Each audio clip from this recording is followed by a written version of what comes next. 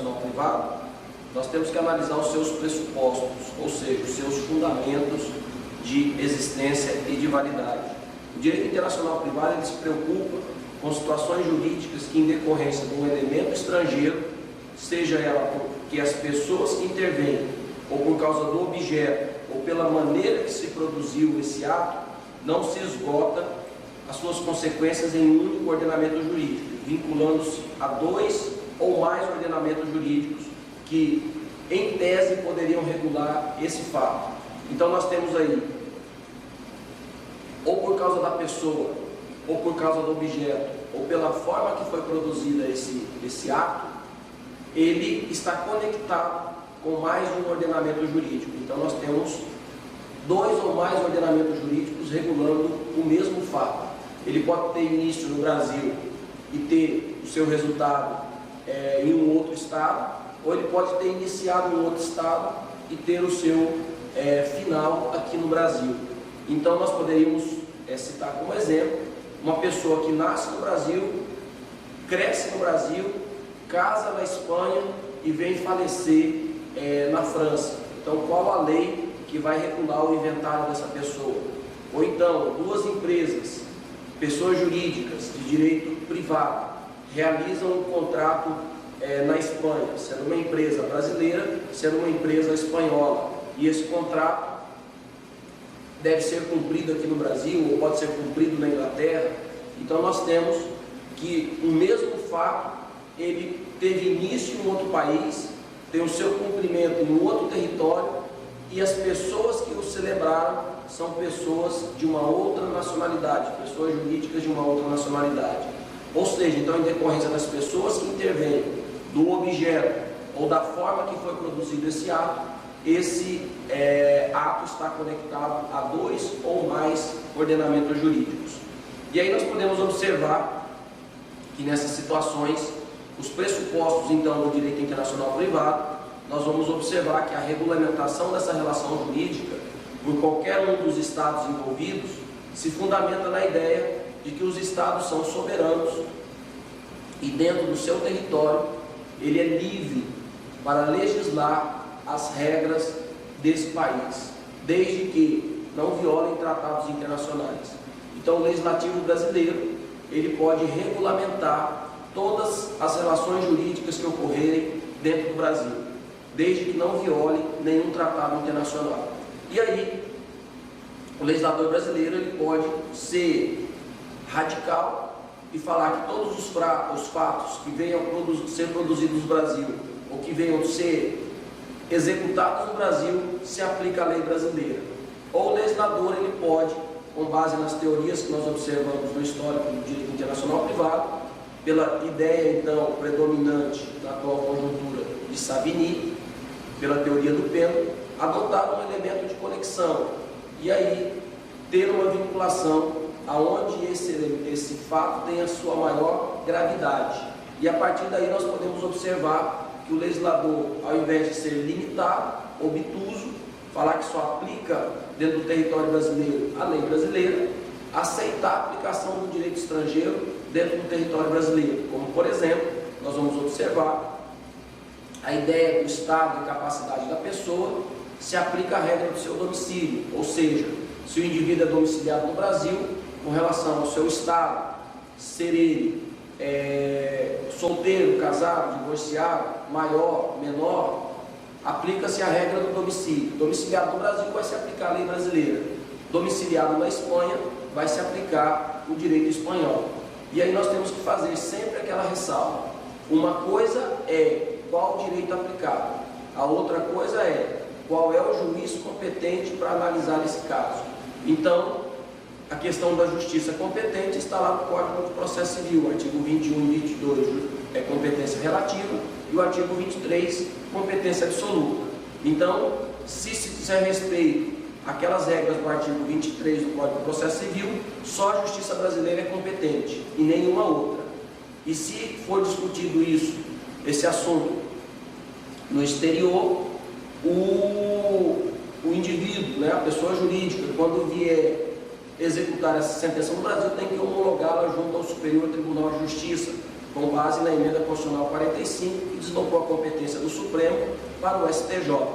E quando ele for homologar, o STJ vai negar essa homologação. Por quê? Porque compete tão somente à Justiça brasileira analisar aqueles casos previstos no artigo 23. Por outro lado, se disser respeito à competência relativa do artigo 21 e 22 do Código de Processo Civil, qualquer juiz pode analisar, seja ele brasileiro, seja ele estrangeiro. E aí, essa pessoa que ingressou no exterior, seja ela pessoa física ou pessoa jurídica, pede a homologação junto ao Superior Tribunal de Justiça. Homologada, essa sentença é cumprida no Brasil. Então, uma coisa é qual justiça é competente. Então, vamos analisar. A competência é relativa. Então, vai ser o juiz brasileiro. Se é questão do artigo 7, o estado e capacidade da pessoa, o indivíduo é domiciliado na Espanha. Então, nós vamos saber que o juiz brasileiro vai decidir esse caso, aplicando o direito espanhol. Como diz o professor Jacó Dolliger, sentados aqui como se estivéssemos lá. Ou seja, o juiz brasileiro sentado aqui vai aplicar o direito espanhol como se estivesse sentado lá. Então, essa regulamentação dos estados envolvidos com o direito aplicado pela teoria de Savigny, que é adotada na Lei de Introdução ao Código Civil Brasileiro, ou agora chamada de Lei de Introdução às Normas do Direito Brasileiro, nós temos que os estados são soberanos para regulamentar a matéria. E essa soberania se manifesta principalmente na competência legislativa e também na competência jurisdicional. O primeiro pressuposto do direito internacional privado que nós podemos fazer referência é a existência de uma diversidade de ordenamentos jurídicos, que nós já vimos em aulas anteriores. 193 estados que são membros da Organização das Nações Unidas. Desses 193 estados, nós temos alguns estados ainda que têm ordenamento interregional, como por exemplo os Estados Unidos da América. Cada estado americano, estado federado americano, possui seu próprio ordenamento jurídico. E ainda nós podemos ter alguns ordenamentos jurídicos de alguns estados que têm interferência da lei religiosa, como por exemplo alguns estados que derivam da lei islã, né, que o Alcorão está acima então do ordenamento do estado.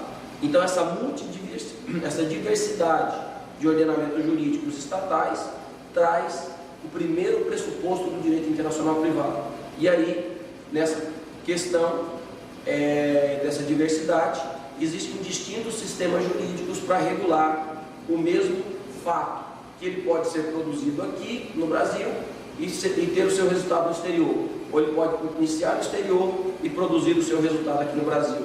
Então esses fatos regulados pelo direito, com essa diversidade de ordenamentos jurídicos, pode ocorrer a coexistência dentro do mesmo estado por mais de um ordenamento jurídico. E aí nós podemos chamar essa relação com conexão internacional.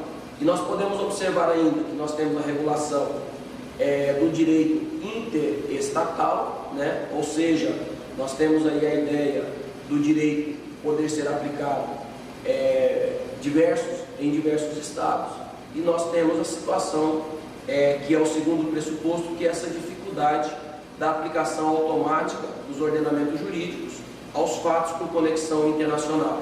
E temos também que, em decorrência disso, nós temos que as pessoas, atualmente, no século XXI, elas possuem uma relação muito maior que tem a conexão internacional. Então, nós temos muito mais contratos hoje assinados por pessoas jurídicas que têm a conexão internacional. Nós temos muito mais fatos hoje praticados pelas pessoas físicas que têm conexão internacional. Então, a pessoa física, ela consegue manter contatos com muito mais facilidade devido à globalização. Então, a gente tem situações em que as pessoas namoram e se casam com pessoas de outros estados. Nós temos situações em que o indivíduo ele contrata um indivíduo do exterior, ou também as empresas, né, fazendo contratos de compra e venda internacional. Em decorrência então desses dois pressupostos, a diversidade de ordenamentos jurídicos e a multidifusão dos fatos sociais, a gente observa que as relações jurídicas com conexão internacional se aumentaram, o que justifica então a existência do direito internacional privado. Só voltando à ideia de que o pressuposto relativo a essa dificuldade de aplicação automática dos ordenamentos jurídicos, ela decorre então da autonomia, da soberania dos Estados em disciplinar o seu ordenamento jurídico interno. Então ele pode limitar a aplicação tão somente ao direito interno, que dentro do território dele se aplica tão somente o direito do seu território, ou também aceitar a aplicação do direito estrangeiro dentro do seu território. E aí nós teríamos a ideia do elemento de conexão.